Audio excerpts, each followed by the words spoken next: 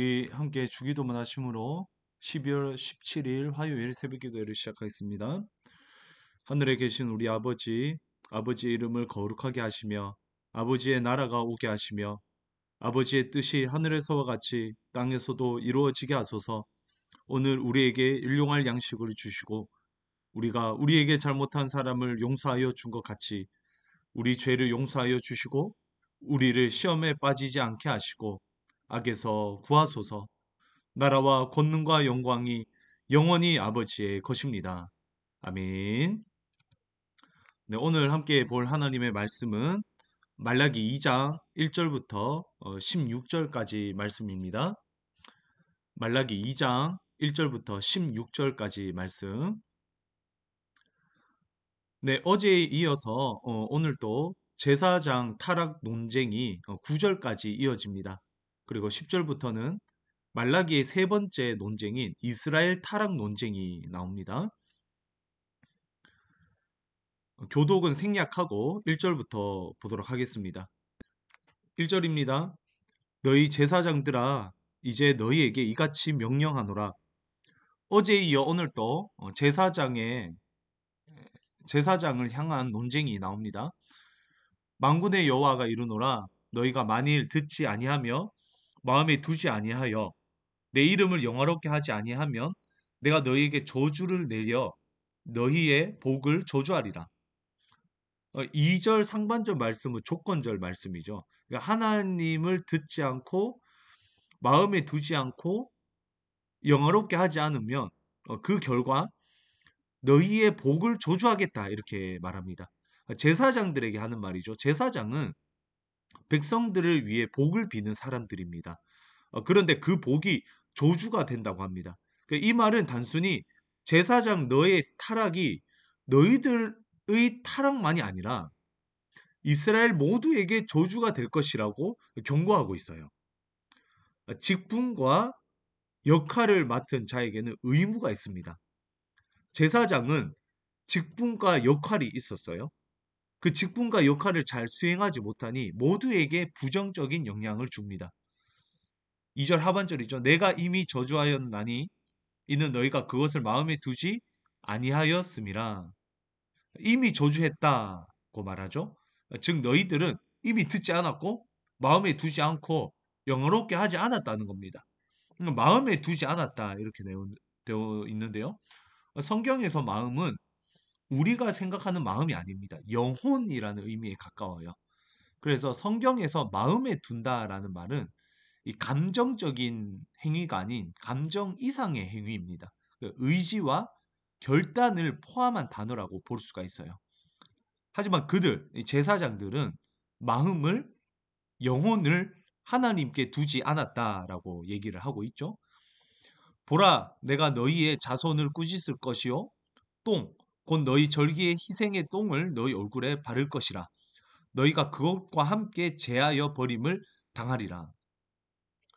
똥은 청결과 대비되는 것입니다.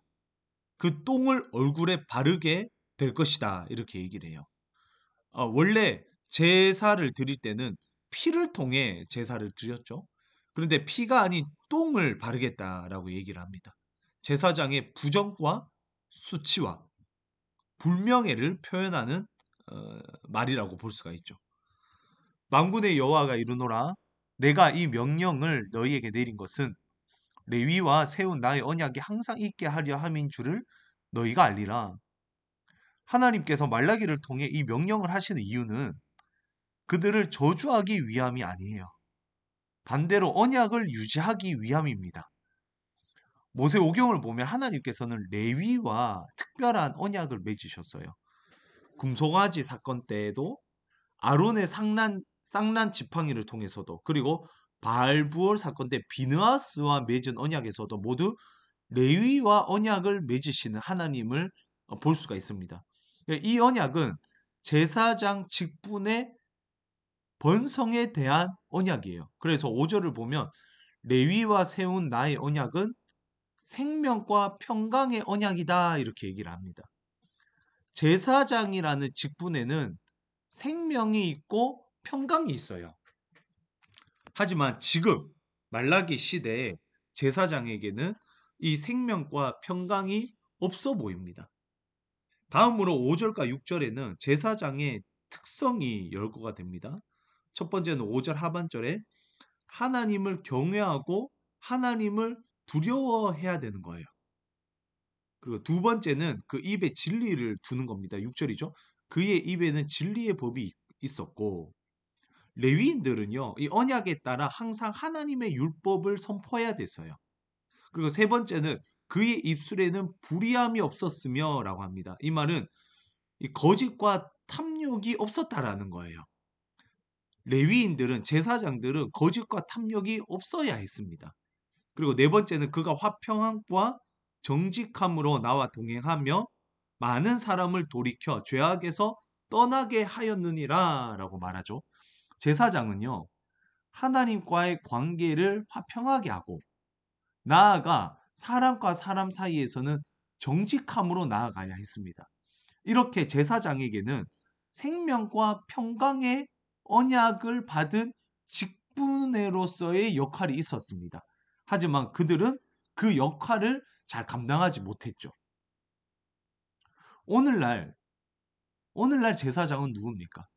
오늘날은 예수님을 주님으로 영접하는 모든 사람이 다 제사장입니다. 그래서 만인 제사장이라고 하죠. 저와 여러분 모두 하나님을 경외하고 진리의 법이 있으며 불의함을 말하지 않고 하나님과 사람의 관계를 화목해야 되는 책임이 있습니다. 의무가 있어요. 저와 여러분이 생명과 평강의 언약을 잘 성취할 수 있는 제사장적 역할을 감당하기를 주님의 이름으로 축원드립니다. 7절이죠. 제사장의 입술은 지식을 지켜야 하겠고 사람들은 그의 입에서 율법을 구하게 되어야 할 것이니 제사장은 만군의 여호와의 사자가 됨이거늘. 여기서 지식은 하나님에 관한 지식입니다. 제사장은 하나님에 관한 지식을 지켜야 해요. 그리고 사람들은 제사장에게 율법을 구해야 합니다. 그러니까 제사장은 하나님과의 관계에서의 지식을 지키고 사람에게 율법을 전해야 되는 그 중간 역할이 있었다라는 거예요. 그래서 제사장을 뭐라고 합니까? 7절 하반절에 만군의 여호와의 사자입니다. 여호와의 대사, 하나님의 대사예요. 하나님의 대사로서의 사명이 제사장에게 있었습니다. 하지만 그들은 그렇게 살지 못하죠. 8절입니다. 너희는 옳은 길에서 떠나 많은 사람을 율법에 거스르게 하는도다. 나 만군의 여호와가 이르노니 너희가 레위의 언약을 깨트렸느니라. 제사장이 먼저 레위의 언약을 깨트렸어요. 하나님께서 레위인과 맺으신 언약을 일방적으로 파기했습니다. 왜냐하면 레위의 언약을 레위인 제사장들이 깨트렸기 때문이죠. 그리고 9절은 제사장 타락 논쟁의 결과입니다. 9절 함께 읽어볼까요? 너희가 내 길을 지키지 아니하고 율법을 행할 때에 사람에게 치우치게 하였으므로 나도 너희로 하여금 모든 백성 앞에서 멸시와 천대를 당하게 하였느니라 하시니라. 제사장은 하나님을 멸시했어요. 사람에게 치우치게 되었어요. 그래서 하나님께서도 그들을 멸시하고 천대하겠다 이렇게 얘기를 합니다. 5절을 보면 레위인들은 제사장들은 생명과 평강으로 시작했어요. 하지만 마지막은 멸시와 천대로 끝납니다. 안타까운 모습이죠. 그래서 신앙에서는요. 지속성이 중요합니다. 지속성. 지속할 수 있어야 돼요. 10절부터 16절은 이스라엘 타락 논쟁이 나옵니다. 10절 볼까요? 우리는 한 아버지를 가지지 아니하였느냐? 하나님께서 지으신 바가 아니냐? 어찌하여 우리 각 사람이 자기 형제에게 거짓을 행하여 우리 조상들의 언약을 욕되게 하느냐? 그러니까 먼저 말라기는 하나님을 아버지 이미지로 구현합니다. 그러니까 아버지라고 말하는 이유는 뭡니까? 보호하고 지켜주기 때문이죠. 또한 한 아버지라고 강조합니다. 한 아버지. 북이스라엘과 남유다가 아니라 통일 왕국의 아버지다. 한 아버지를 모시고 있다라고 강조하고 있죠. 그런데 남유다와 북이스라엘은 서로 칼을 겨누며 싸웠습니다. 서로를 미워했어요. 이것은 단순히 서로를 향한 미움이 아니라 하나님을 욕되게 하는 행위였다라고 얘기를 하고 있죠. 말라기는 공동체 안에서 서로를 향한 미움, 즉 유다와 이스라엘 서로의 미움을 언약을 깨트린 것으로 여깁니다. 이것은요, 여러분 우리에게도 마찬가지예요. 교회 안에서 서로를 사랑하지 않으면 그것은 언약을 욕되게 하는 것입니다. 그래서 요한 1서에서는요.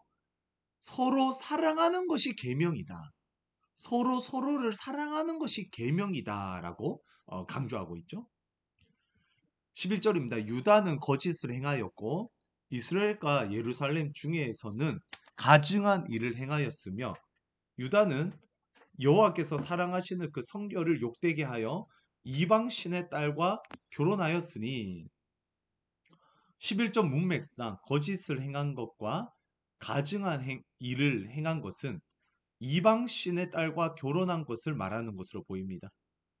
구약에서 이방인과의 결혼을 금지한 것은 그들의 민족적 순수성의 유지보다는요, 신앙적 순수성의 유지라고 볼 수가 있어요.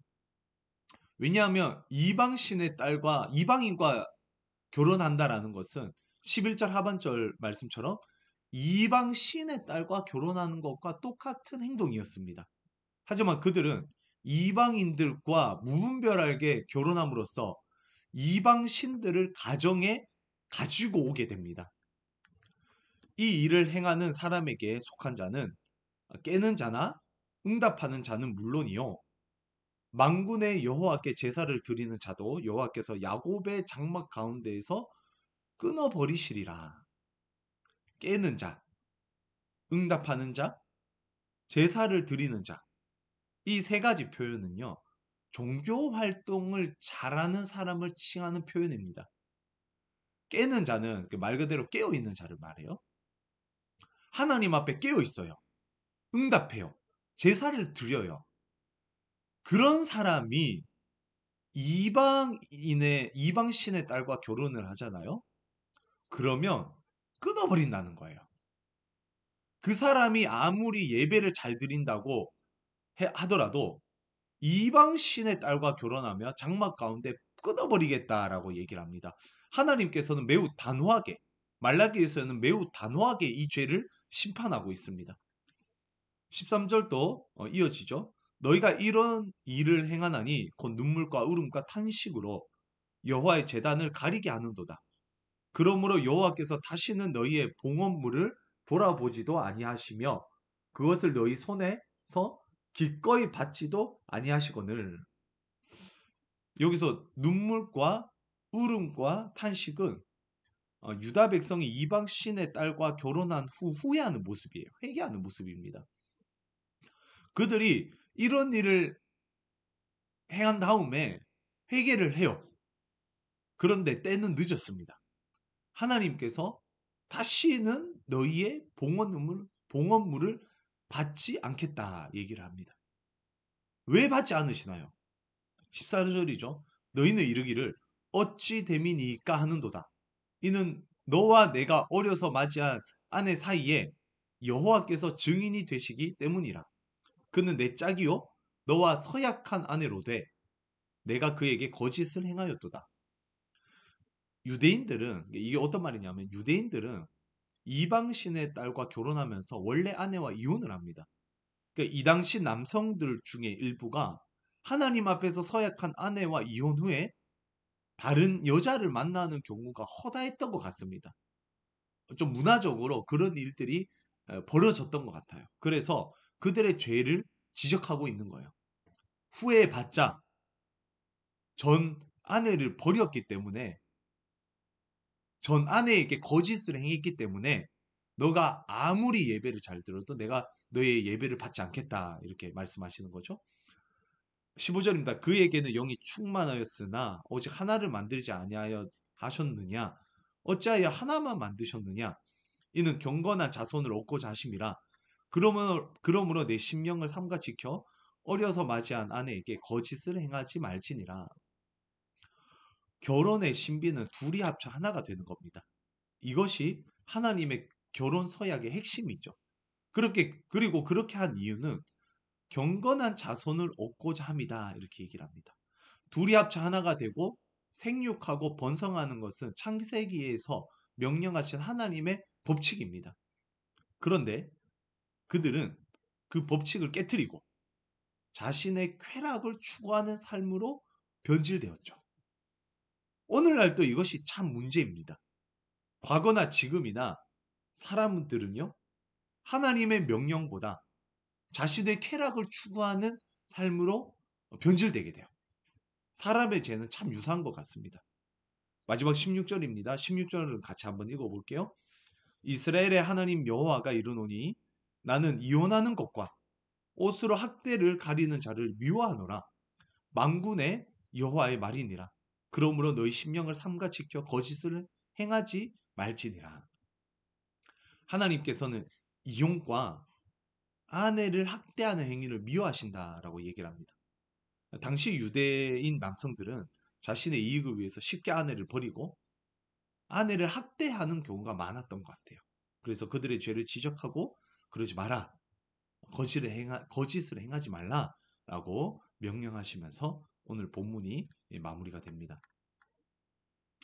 오늘 본문을 통해 하나님께서는 사람을 통해 일하신다는 것을 또 깨닫게 됩니다. 제사장과 가정을 통해 하나님께서는 하나님의 일을 해 나가세요. 제사장과 가정은 이스라엘 안에서 하나님의 대사로서의 역할을 해야 합니다. 제사장은 그리고 믿음의 가정들은 이스라엘 안에서 하나님의 나라가 잘 세워질 수 있도록 이스라엘이 하나님의 나라가 될 수 있도록 그 역할을 감당하는 강력한 수단이 돼요. 하지만 그들은 그 역할을 잘 감당하지 못합니다. 그 피해가 막심해요. 제사장의 실패는 이스라엘의 저주가 되었죠. 가정의 타락은 다음 세대까지 망쳐놓았습니다. 이렇게 제사장과 가정이 참 중요합니다. 어제부터 교역자 수련회를 왔어요. 하모니 공동체의 말씀을 맡은 리더인 교역자들을 위해서 기도해 주시길 바랍니다. 교역자들이 하나님의 대사로서의 역할을 잘 감당해야 합니다. 그럴 때 우리 교회가 더 주님을 잘 따라갈 수 있어요. 다음 세대가 바르게 성장할 수 있습니다. 또한 우리 하모니 가정들을 위해서 기도합시다. 연말입니다. 나라가 시끄럽습니다. 가장들이 시험에 빠지지 않게 하시고 특별히 하모니 가정들을 거룩하게 해주시길 바랍니다. 부부 사이에서 부모와 자녀 사이에서 거룩하신 주님을 닮아가게 해주셔서 하모니 가정들이 세상의 빛과 소금이 되었으면 좋겠습니다. 제사장과 가정이 살아야지 나라가 삽니다. 하나님의 나라가 세워져요. 하모니 가정들이 그런 역할을 하모니 성도님들이 그런 역할을 잘 감당할 수 있기를 주님의 이름으로 축원드립니다. 기도하겠습니다. 하나님 아버지 말라기 말씀을 통해 제사장과 가정의 타락이 그 나라의 큰 저주가 되었음을 봅니다. 우리 모두가 다 제사장인데 하나님의 대사로서의 역할을 잘 감당하는 하모니 성도들이 되게 하옵소서. 하모니 가정들을 지켜주시기를 원합니다. 여느 때보다도 시끄러운 연말입니다. 가정들을 지켜주시고 죄에서 구원하여 주시옵소서. 감사와 찬양이 넘쳐나는 하모니 가정들이 되게 하셔서 세상의 빛과 소금이 되게 하옵소서. 교육자 수련의 기간입니다. 교육자들이 하나님 안에서 하나가 되기를 원합니다. 초대교회에 있었던 오순절 성령 강림 사건 때처럼 성령 하나님의 은혜로 하나가 되게 하옵소서. 감사드리며 예수 그리스도의 이름으로 기도드립니다. 아멘. 네, 화요일은 나라를 위해서 기도합니다. 정치와 외교와 경제가 속히 안정을 찾게 하시고 존경받는 나라의 위정자들이 되게 하시옵소서. 위에서 함께 기도해 주시고 개인 기도 제목 가지고 기도하시다가 하루를 시작하겠습니다.